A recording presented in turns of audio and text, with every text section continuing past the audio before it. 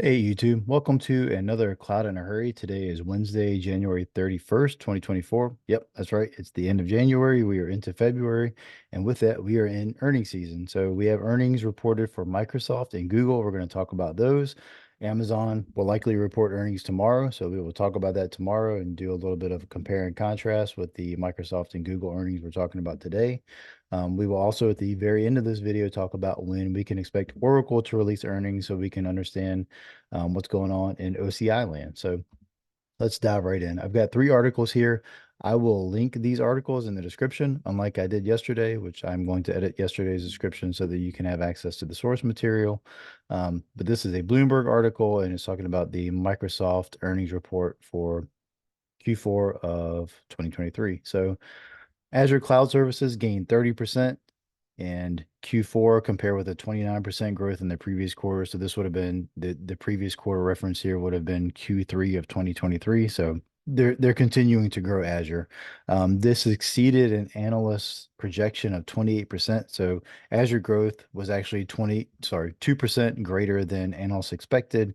In a call with analysts, the company that is Microsoft said growth in the Azure division would quote unquote remain stable during the quarter. So according to Microsoft, we can expect similar numbers when we talk about Q1 2024 earnings in April. So that's what their crystal ball is saying anyway. I guess what really happens is, you know, anybody's guess, right? There's a theme here too in generative AI being, some part of a driver of this growth. And, we'll talk about it with the Google earnings report too. Unfortunately, the way that Microsoft reports earnings, Azure earnings and Office 365 are kind of bundled together as one number, which makes it kind of difficult to tease apart what is like strictly cloud platform growth versus what is productivity suite growth.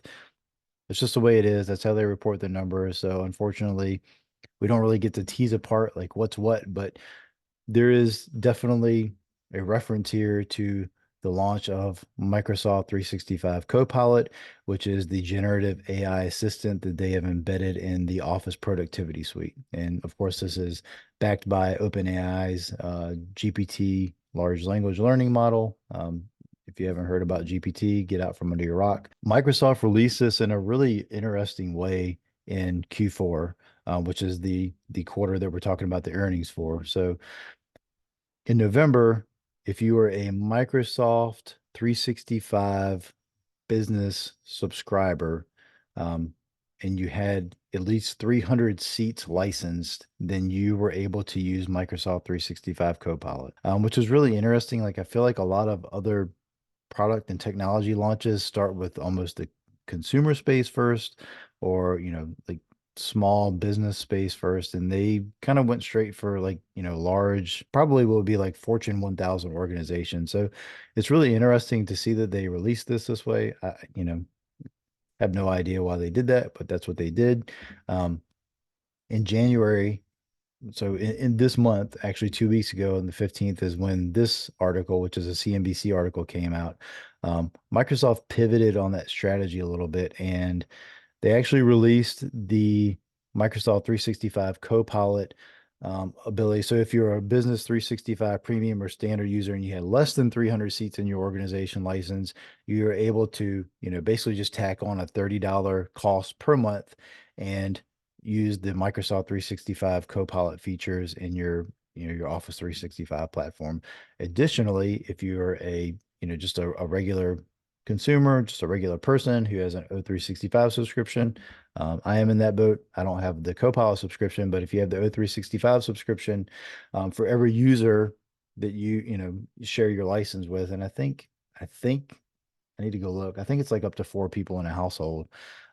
You pay $20 a head, and then every person, that's using those features, or that wants to use a generative AI features, is able to use those. So, they did add a small business licensing model and a consumer licensing model, but those weren't released until around January 15th of this year. So Q1 of 2024, and we're talking about earnings for last quarter. So, the impact apparently was there in the kind of large business scale release that they rolled out last quarter. We don't really know what the impact of that is. It just says commercial cloud product revenue rose 24%. That's just how they report it. So that's just how we're going to talk about it.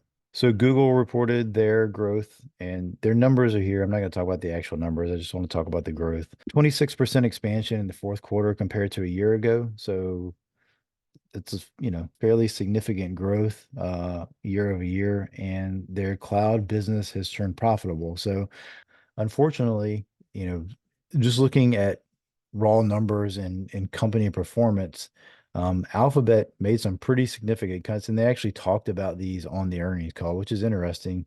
So in 2023, $2.1 billion in charges related to severance packages.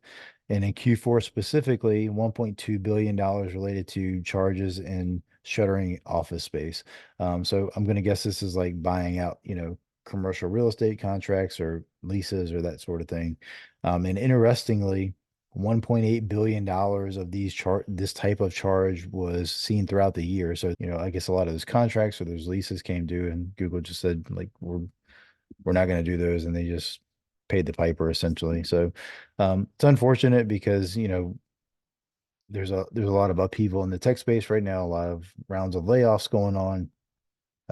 Google apparently is not immune to that either. So, that $2 billion number around severance packages, I don't know what a Google severance looks like. I imagine it's related to tenure, but that's not an insignificant number. So, unfortunately, there is definitely a shakeup going on in the tech industry, lots of rounds of layoffs happening, and, you can see a very strong indicator of that here in the numbers that Google talked about yesterday.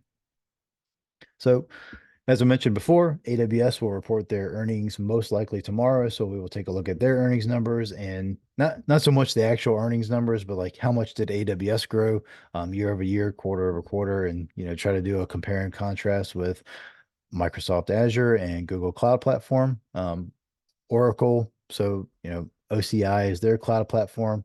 We will get numbers for Oracle, unfortunately, 6 weeks from now. I wish that we would get these sooner so we could kind of talk all about all of these numbers, at one time. But Oracle's going to release their numbers in March. And when they do, we'll pull all these other numbers back up for Microsoft and Google and Amazon, and we'll compare all four of these cloud providers and look at, what their year over year growth looks like, what their quarter over quarter growth looks like. Last thing, yesterday, this is the second video on the channel. Yesterday was the first video. We're at 11 subscribers. 11 is not a huge number. It is more than I thought we would have at this point in time. So for the 11 of you that have subscribed, thank you. If you're watching this and you're not a subscriber, please do like, subscribe, and share. You know the drill. And I'll sound like every other person on YouTube, but you know, everybody says that for a reason, right? They want to see their channel grow. If you see value in this content, please do let me know. Leave a comment. Send me a message on LinkedIn. I will certainly be pushing this video out there as well. And I'll actually catch you later this afternoon. There are some interesting announcements that GCP has made around their Alloy DB, which is a Postgres DB engine that's specific to Google Cloud Platform. So I want to talk about some of those things. So there will be probably another video that comes out this afternoon, just kind of diving into those things a little bit.